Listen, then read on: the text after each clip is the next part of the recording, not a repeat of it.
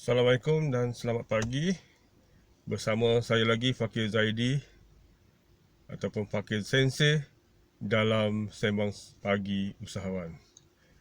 Okey, hari ini 22 hari bulan 6 tahun 2020, hari Isnin, merupakan hari permulaan bagi setiap orang yang bekerja. Hari Isnin ini adalah merupakan hari yang paling berat sekali, terutama bagi saya suatu ketika dulu untuk pergi kerja saya rasa, hari Isnin. Selepas 2 hari berehat, hari Isnin lah hari yang paling malas sekali untuk kita ataupun untuk saya bangun pagi. Okey, berkenaan dengan pergi kerja ni kan, hari ni topik saya cuba untuk secara ringkas lah, saya tidak mahu terlalu panjang, berkenaan dengan kepentingan HR di dalam perniagaan kita. Okey, apa itu HR? HR kalau dalam maksudnya adalah human resource, sumber manusia. Untuk pengetahuan, HR adalah merupakan aset terpenting sebenarnya di dalam sesebuah syarikat. Seperti video-video yang terdahulu saya berkenaan dengan pembukaan bisnes ini, konsep kerja sendiri, kita cuba faham kerja sendiri ni adalah diri kita adalah sebagai aset lah. Okey, kita adalah aset terpenting kalau kita kerja sendiri dengan skill yang kita ada. Contohnya macam saya sendiri, walaupun saya bahagian teknikal, bahagian mechanical engineering apa semua, tetapi saya rasa kalau saya buat kerja sendiri, saya lebih kepada bahagian penterjemahan ataupun translator untuk bahasa Jepun, bahasa Inggeris dan juga bahasa Melayu. Dan pekerjaan ini pernah saya buat bermula tahun 2002 di Perodua, kemudian 2003 di Honda Malaysia, dan seterusnya saya back to Perodua tahun 2000, sekitar 2015 saya. Dan ada juga saya pernah buat di tempat lain seperti bersama dengan Mara, dan juga tahun 2014, 15, 16 di Jepun. Okey, berkenaan dengan human resource balik, ini adalah merupakan satu aset terpenting yang mana kita mencari pekerja yang betul-betul berdedikasi dan memainkan peranan penting dalam membangunkan perniagaan syarikat. Kalau saya bekerja sendiri tadi, andai kata semasa saya diperlukan, saya mengalami masalah, contohnya sakit, contohnya ada emergency, sudah pasti saya sudah terlepas daripada melakukan kerja tersebut. Tetapi dengan adanya sumber manusia, ataupun saya ada 2 atau 3 orang lagi dalam company saya yang boleh melakukan kerja seperti saya, maka saya tidak ada masalah untuk mendapatkan projek sekiranya saya mengalami masalah-masalah yang saya sebutkan tadi. Dan ini adalah merupakan ciri-ciri terpenting sebenarnya dalam menentukan kejayaan syarikat. Sebab itulah kalau kita tengok, even syarikat kecil saja pun dia sekurang-kurangnya dia mempunyai 5 orang manpower yang diketuai oleh pengurus, manager. Di bawah dia ada, pertama kita kena letakkan adalah seorang untuk menjaga bahagian human resource. Ada setengah panggil admin lah. Admin ni dia merangkumi semua. Dan kita sepatutnya selepas itu kita kena ada, kalau kita ni bahagian contohnya membuat proses atau apa-apa, kita perlu ada operasi, manpower dalam operasi, dan juga manpower di bahagian pemasaran, sales and marketing. Dan kita perlu ada bahagian logistik dan bahagian untuk penghantaran. Okey, seperti contoh saya pernah bekerja di sebuah syarikat sebagai manager di Kuala Lumpur. Syarikat ni berpanggalan di Singapura, seperti saya pernah sebut. company ada satu premis bangunan, ada office di atas, di bawah kita ada storage. Kita menjual alat untuk kegunaan otomotif.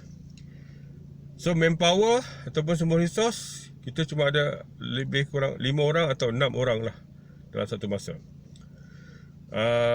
Yang pertama adalah GM ataupun orang kepercayaan daripada bos Jepun. Di bawah tu adalah saya lah sebagai sales manager, sebab ini business lebih kepada sales and marketing. Di bawah saya ada unit sales and marketing, okay. Dan ada quality, ada bahagian admin. Admin diletakkan satu orang saja yang akan jaga human resource ataupun bahagian gaji ni dia lebih kepada untuk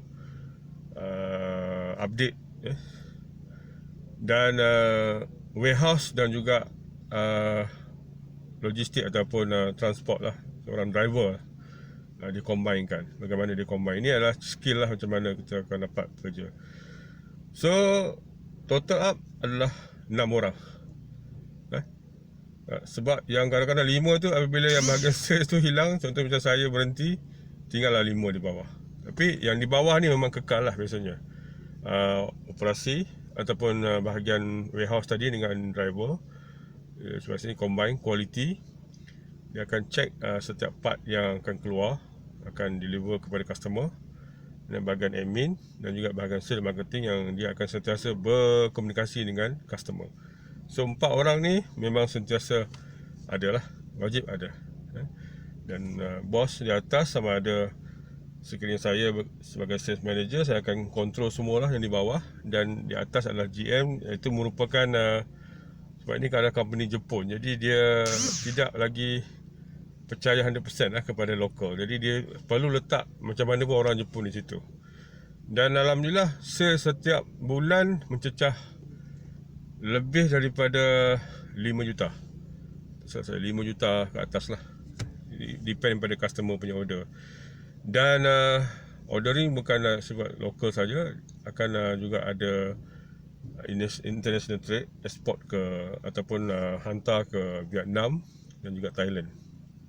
So daripada Malaysia lah, pakkan sama Malaysia akan hantar kepada. Jadi ada sikit lah. Jadi back to the human resource tadi, bagi setiap syarikat yang baru yang ingin bermula, langkah pertama adalah anda sebagai bos, anda perlu ambil dahulu orang yang akan jadi jaga bahagian human resource ni, untuk jaga manpower dan inilah bahagian-bahagian pengurusan yang lain, documentation apa semua ni biasanya akan duduk di bawah HR. Begitu juga dengan training lah. Okay. So untuk grow up this business daripada small industri kepada sederhana ni pun, memang sederhana ni sebenarnya sederhana, tapi dia sebenarnya dah besar. Sebab pekerja lebih kurang 200 ke 300 orang pekerja. Jadi di sini memang human resource pun perlu ada lebih kurang dalam 3 atau 4 orang untuk manage mereka. Tapi kalau syarikat yang kecil, yang hanya ada lebih kurang 5 orang tadi, minimum saya rasa 5 orang lah paling bagus. Tapi bergantung jugalah kepada keupayaan bos untuk hire, dan juga bergantung kepada bisnes yang kita buat. Kalau melibatkan operasi, memang inilah minimum. Okay. So dalam ini pula kita ada 2 type pekerja. Satu pekerja yang dipanggil permanent staff, satu pekerja dipanggil contract staff. Okay. Bezanya adalah permanent staff ni biasanya kita akan bayar gaji based on basic, and then temporary part ataupun kontrak ni kita akan bayar based on project, ataupun kita bayar secara harian. Itu ada beza. Dan kenapa ini penting? Sebab sekiranya berlaku apa-apa masalah ekonomi seperti apa yang berlaku sekarang, seperti COVID-19. Jadi kalau kita nak buang pekerja yang permanent staff yang dah ada EPI dan sebagainya ni, agak susah, agak melalui proses yang banyak. Mereka biasanya akan argue balik dan akan lawan kita nanti dekat law, pejabat buruh, dan biasa berlaku. Tapi kalau pekerja kontrak ni, biasanya memang dalam kontrak tu kita dah masukkan, sekiranya tidak ada lagi tugas, mereka secara automatik mereka akan habislah kerja yang kita.